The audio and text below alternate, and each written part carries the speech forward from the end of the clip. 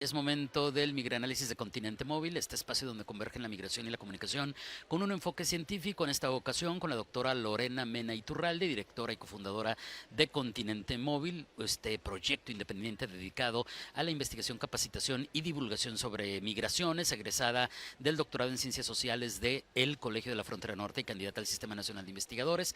Ella además es docente de la Universidad Pedagógica Nacional Plantel Nogales, ha participado en proyectos de investigación sobre el tema migratorio en nuestra región y ejerció el periodismo durante una década. Lorena, ¿cómo estás? Qué gusto saludarte, muy buenos días.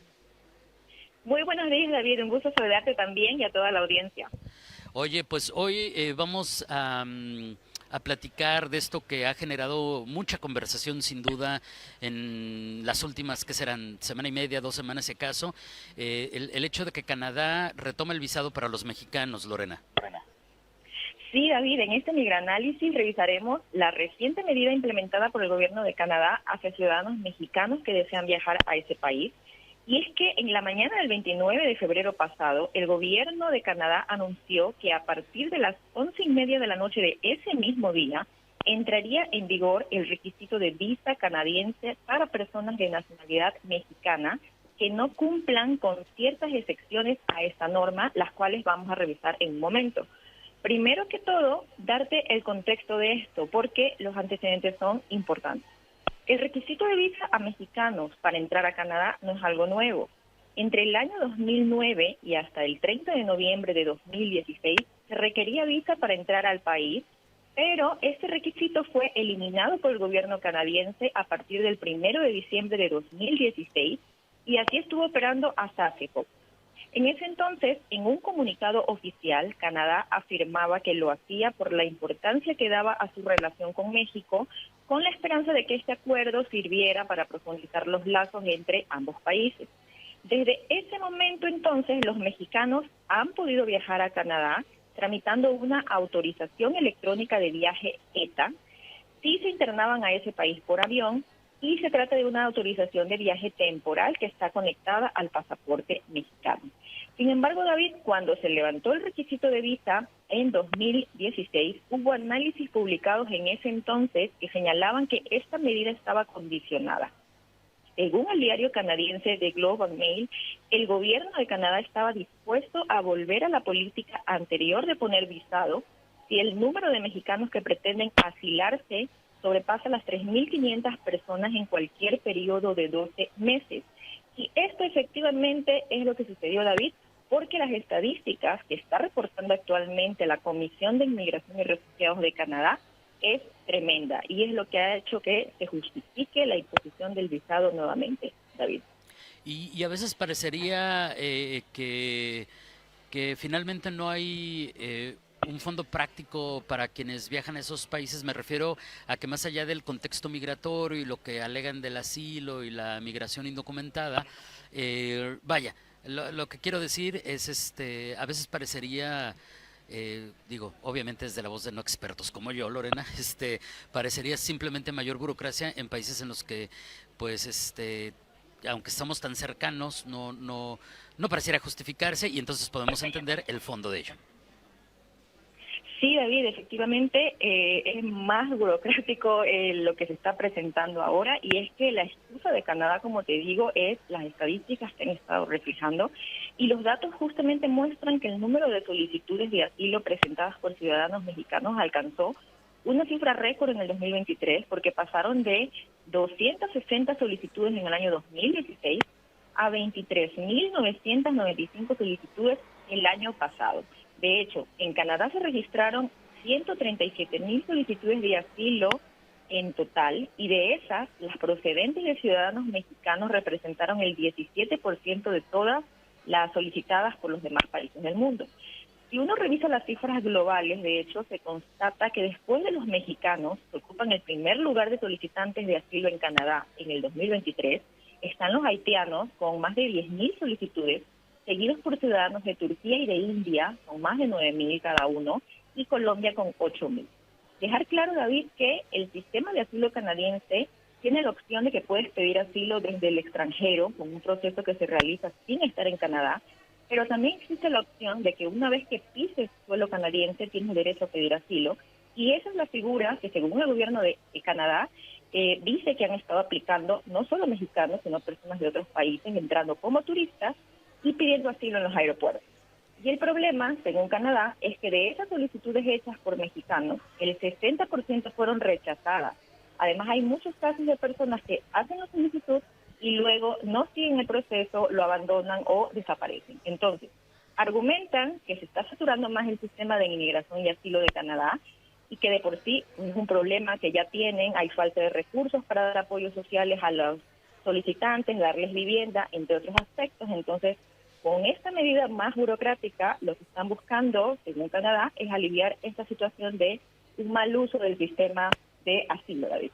Claro.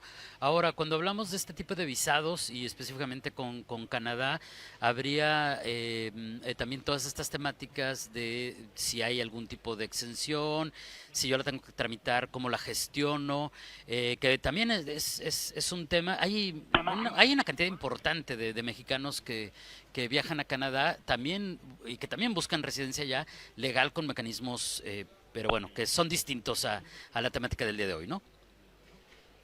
Sí, David, mira, de las negociaciones que al parecer se estuvieron haciendo entre los gobiernos de México y Canadá, lo que se logró es que no todos los mexicanos estén obligados a tramitar esta visa canadiense.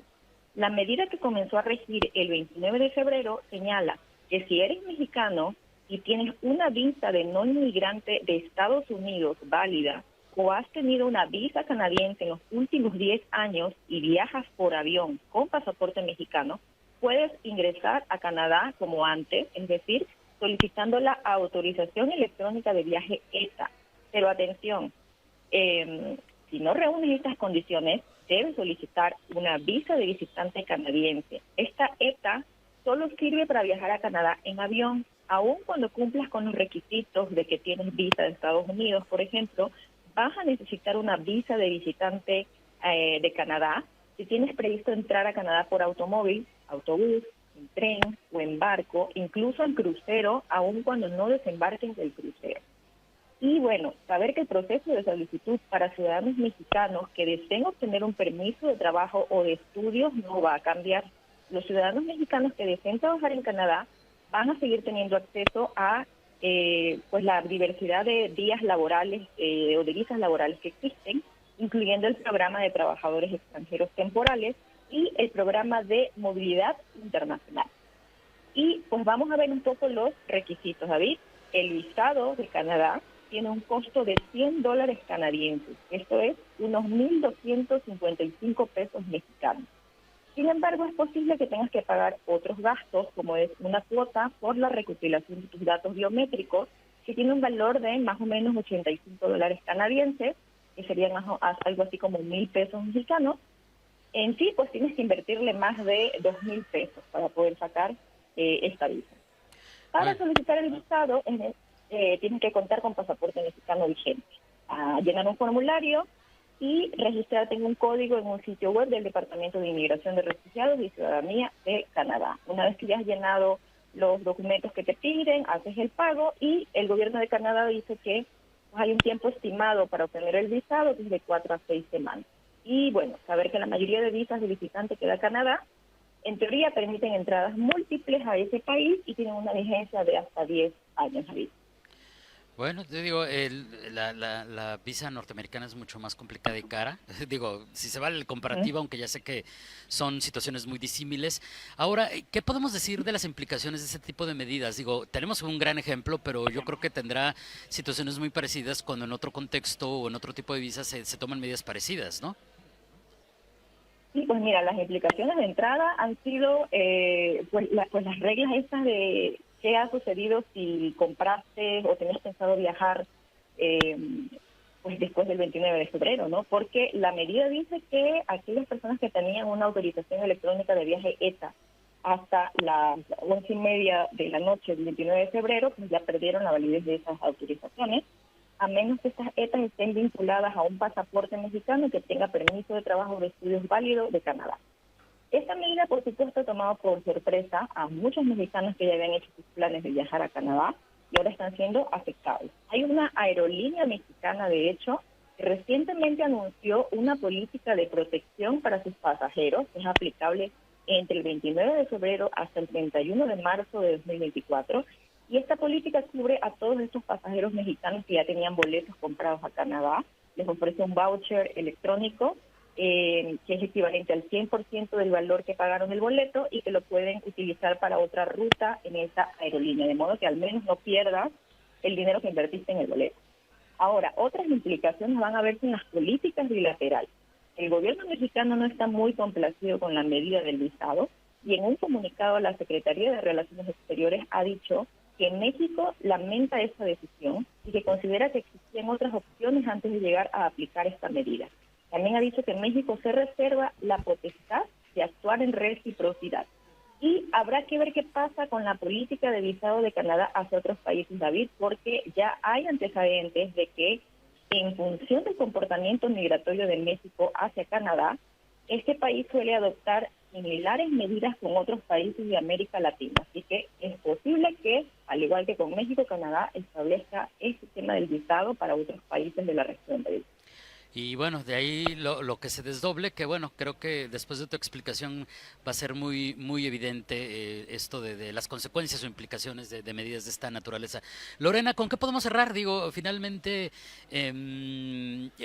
es parte de estas situaciones que se están dando en contextos complicados para las personas en movilidad. Sí, pues comentarte que realmente es compleja la situación migratoria en distintos países. Canadá no es la excepción. Su sistema de asilo también se está viendo muy abarrotado por la demanda de solicitudes. Es un fenómeno global. Es interesante también que uno revisa las cifras del número de mexicanos que han sido detectados ingresando por la frontera norte de los Estados Unidos, es decir, desde Canadá. Esta cifra se incrementó muchísimo. Solo en el año fiscal 2023 hubo más de 11.000 encuentros con mexicanos en la frontera entre Estados Unidos y Canadá.